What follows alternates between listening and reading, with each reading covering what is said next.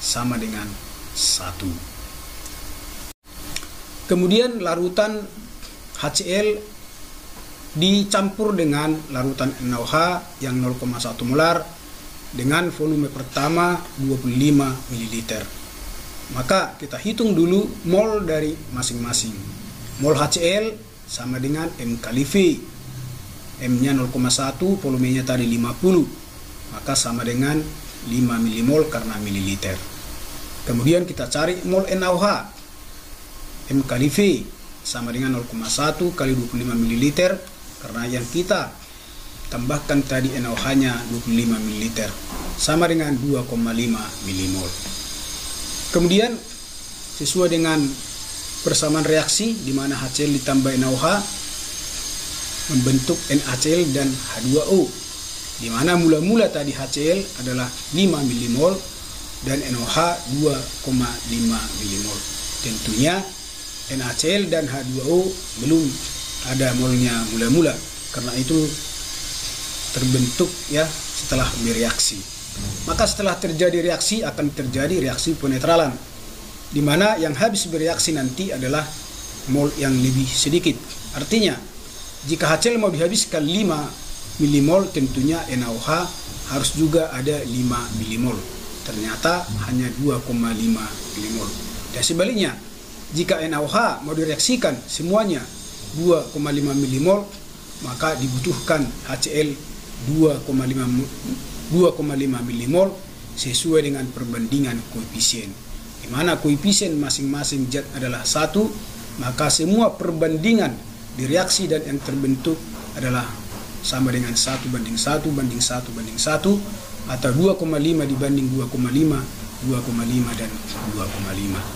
Karena NaOH mula-mula 2,5 milimol dan semuanya bereaksi sebanyak 2,5 milimol, maka tentunya tidak ada yang bersisa, maka NaOH habis.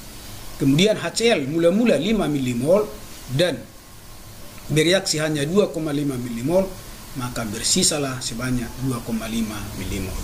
Maka campuran HCl dan NaOH ini bersisa di dalamnya HCl sebanyak 2,5 milimol. Maka sifat dari larutan ini, campuran dari HCl dan NaOH ini sekarang adalah bersifat asam. Dimana karena dia asamnya HCl, berarti dia asam kuat. Kemudian sisanya itu adalah masih dalam bentuk mol, 2,5 milimol.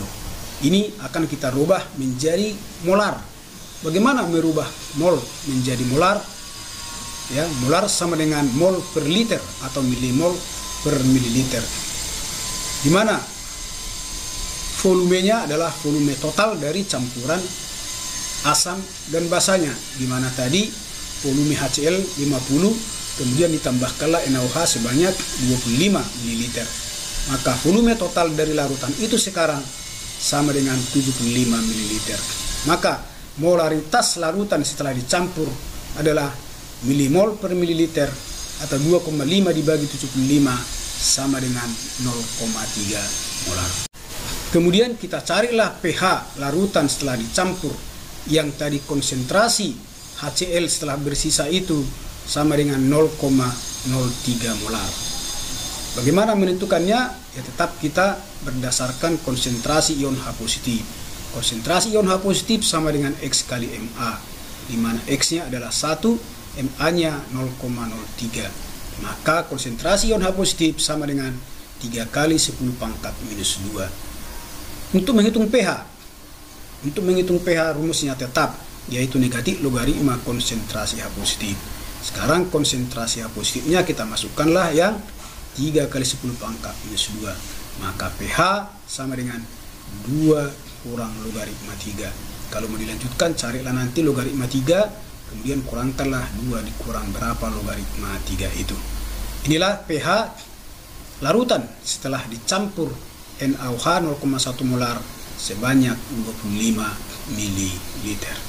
Berikutnya terhadap larutan HCl yang 50 ml 0,1 molar tadi dicampurkan NaOH 0,1 molar dengan volume yang sama, yaitu 50 ml. Jadi konsentrasinya sama, volumenya sama, berarti molnya juga sama, yaitu sama-sama 5 milimol. Kalau kita masukkan harganya ke persamaan reaksi penetralan, maka HCl 5 milimol dengan NaOH 5 milimol dengan konsentrasi sama dan koefisiennya perbandingannya sama, maka yang bereaksi juga adalah sama.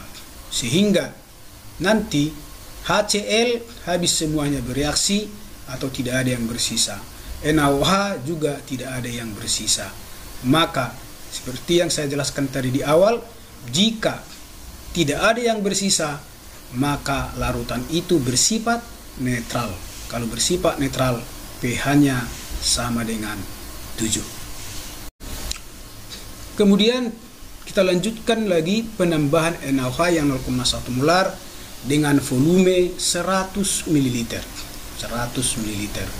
Kalau mol mula-mula tidak berubah karena HCl tadi tetap 50 ml 0,1 molar berarti 5 mmol. Yang kita tambahkan adalah NaOH dengan volume 100 ml. 0,1 dikali 100 berarti 10 mmol. Nah, berarti mula-mula HCl 5 mmol sedangkan NaOH 10 mmol. Maka jika direaksikan, maka HCl lah nanti yang habis bereaksi sebanyak 5. Hanya membutuhkan 5 mmol juga dari NaOH. Maka NaOH akan bersisa 10 dikurang 5 sama dengan 5 mmol. Maka campuran dari asam basa ini ya dengan NaOH 0,1 molar 100 ml akan membuat larutan itu bersisa NaOH-nya sebanyak 5 mmol. Karena yang bersisa itu adalah NaOH, maka larutan itu menjadi bersifat basa. NaOH adalah basa kuat. Maka nanti menentukan pH-nya adalah menggunakan rumus untuk basa kuat. Karena ini masih dalam milimol, maka kita rubahlah menjadi molar. Ya.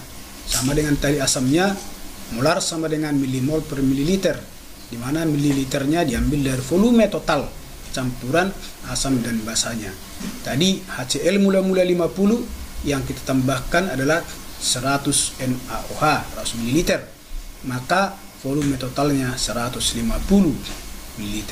Maka sekarang M larutan adalah 5 karena bersisa tadi 5 dibagi volume total 150 0,03 molar.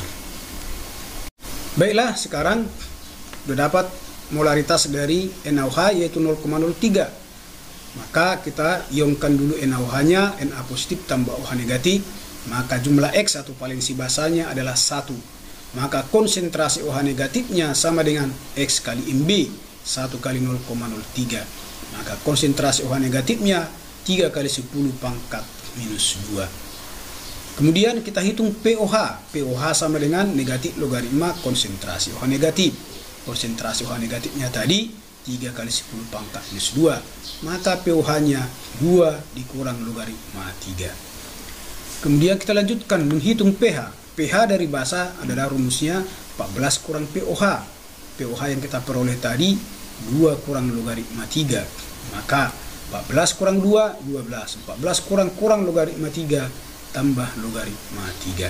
Jadi pH dari larutan setelah ditambah NaOH 100 ml sama dengan 12 tambah logaritma 3. Kalau mau dilanjutkan nanti carilah logaritma 3, tambahkanlah dengan 12. Baiklah, demikianlah cara menentukan pH larutan setelah dicampurkan. Dalam hal ini adalah campuran asam yang kuat dan basa yang kuat. Kalau asamnya lemah atau basanya kuat dan sebaliknya, beda lagi cara menentukan pH-nya. Di sini saya sediakan soal latihan, yaitu soal latihan kebalikan dari contoh soal tadi. Kalau tadi HCl yang dititrasi oleh NaOH atau terhadap HCl ditambahkan NaOH. Pada soal ini terhadap NaOH ditambahkan HCl, jadi kebalikannya. Volumenya berbeda ya. Ini volume mula-mulanya 25 ml. Ya, konsentrasinya 0,1 sama dengan konsentrasi contoh soal.